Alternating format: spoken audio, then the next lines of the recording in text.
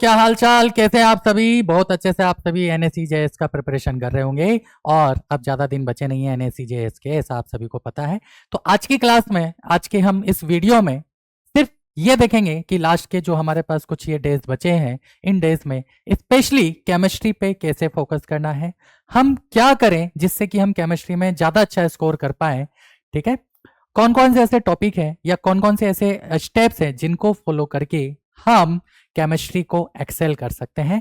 तो मैं शैलेंद्र गुप्ता आप सभी का स्वागत करता हूं हमारे इस चैनल ओलंपियाड वाला पे, जहां पे आज हम डिस्कस करेंगे कि एनएससीजेएस में लास्ट के ये जो 5 to 6 डेज हमारे पास बचे हुए हैं, केमिस्ट्री को कैसे फोकस करें। ठीक है बच्चों, तो जैसा कि आप सभी को पता है कि एनएससीजेएस में केमिस्ट्री बहुत इंपॉर्टेंट रोल प्ले करता है और हमारे जो क्वेश्चंस हैं वो सिंगल चॉइस भी आते हैं और मल्टीपल चॉइस भी आते हैं।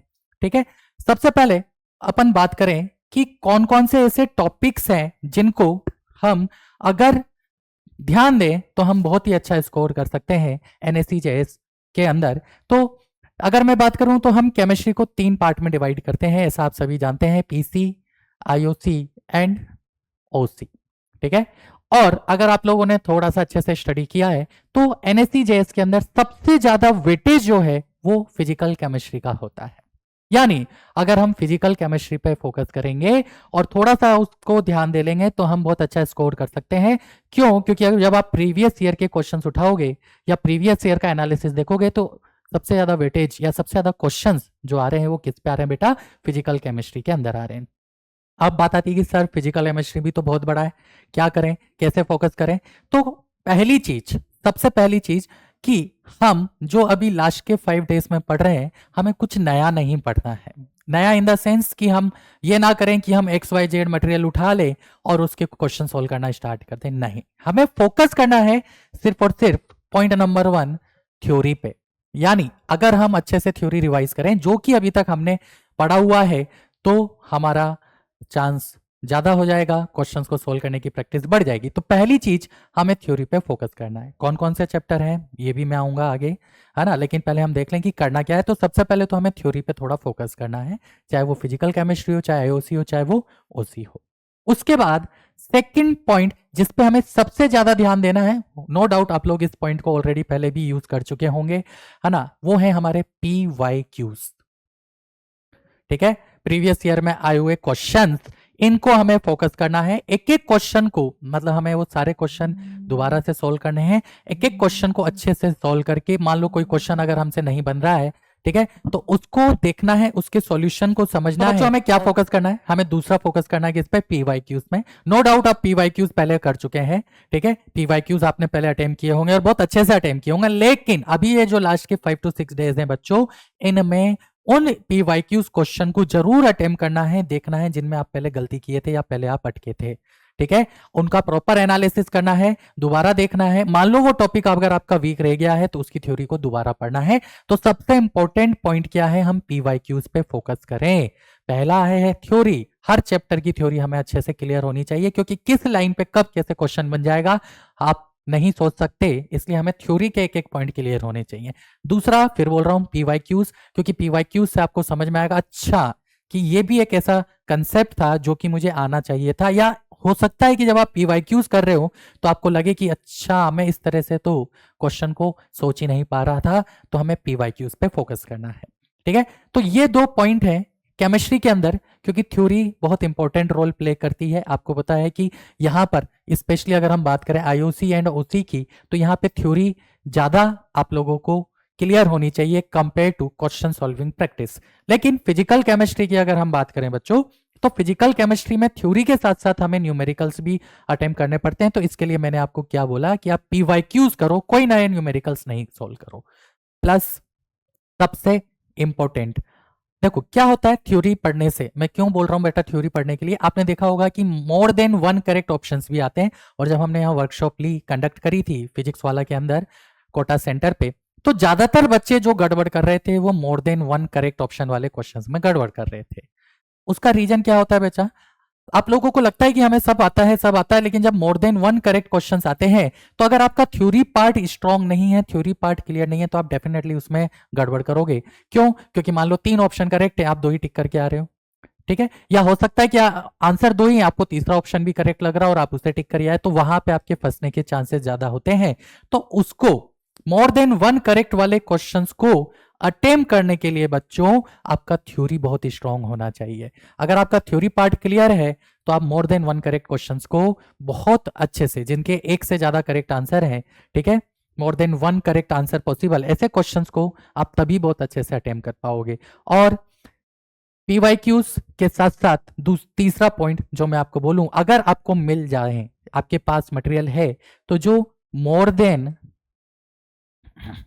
वन करेक्ट है, ठीक है, more than one correct answer, ठीक है, ऐसे क्वेश्चंस अगर आपके पास हैं तो इन्हें आप क्या कर सकते हो, अटेम्प्ट कर सकते हो।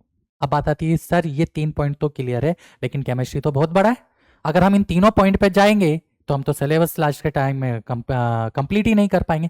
तो बेटा देखो, कुछ टॉपिक्स हैं, कुछ चैप्टर्स हैं जो बहुत ही ज्यादा इंपॉर्टेंट है, डेफिनेटली जिनसे क्वेश्चंस आने ही हैं, तो हम क्या करें, हम उन्हीं चैप्टर्स को थोड़ा सा फोकस करें और उन्हीं के theory, PYQs and more than one correct वाले जो क्वेश्चन है उनको अटेम्प्ट करें। अब बात आती है सर कौन कौन से चैप्टर्स हैं ऐसा, तो बच्चों सबसे पहले हम बात करते हैं फिजिकल केमिस्ट्री की। तो फिजिकल केमिस्ट्री में सबसे इंपॉर्टेंट जो चैप्टर आता है वो है मोल। मोल एक ऐसा चैप्टर है, जब आप पीवाईक्यूज उठाओगे तो आपको मोल में बहुत अच्छे और बहुत वैरायटी के क्वेश्चन देखने को मिलेंगे। तो मोल हमारा बहुत स्ट्रांग होना चाहिए। सेकेंड जो चैप्टर है बच्चों, वो आप सभी बहुत अच्छे से और बहुत डिटेल में पढ़ते हो क्योंकि वही आपको सबसे पहले पढ़ाया जाता है, हर बच्चे को वो चैप्टर आता है, ठीक है, तो उस पर फोकस करने की जरूरत है, वो है स्ट्रक्चर ऑफ एटम। और मुझे पता है आप सभी ने ये जो चैप्टर है बहुत स्ट्रांगली कवर किया होगा। तीसरा जो सबसे इंपॉर्टेंट चैप्टर है वो है कंसेप्ट ऑफ इक्विवेलेंट।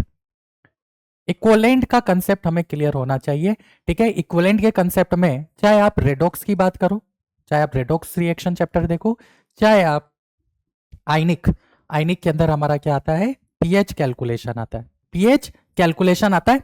तो फिजिकल केमिस्ट्री में सबसे इंपॉर्टेंट है पहले मोल, उसके बाद है स्ट्रक्चर ऑफ एटम, तीसरा हमारा है कंसेप्ट ऑफ इक्विवेलेंट, जिसमें हमारा क्या आ गया बच्चा, रेडॉक्स आ गया एंड आयनिक इक्विलिब्रियम आ गया। ये दोनों चैप्टर का भी अपना ही अलग वेटेज है। डायरेक्ट क्वेश्चन आते हैं बच्चा पीएच कैलकुलेशन पे, ठीक है, बफर पे, टाइप्स ऑफ सॉल्यूशन पे, एसिड बेस थ्योरी पे, इसमें पीएच कैलकुलेशन पे आपको क्वेश्चन देखने को मिलेगा, एसिड बेस थ्योरी पे आपको क्वेश्चन देखने को मिलेगा, ठीक है।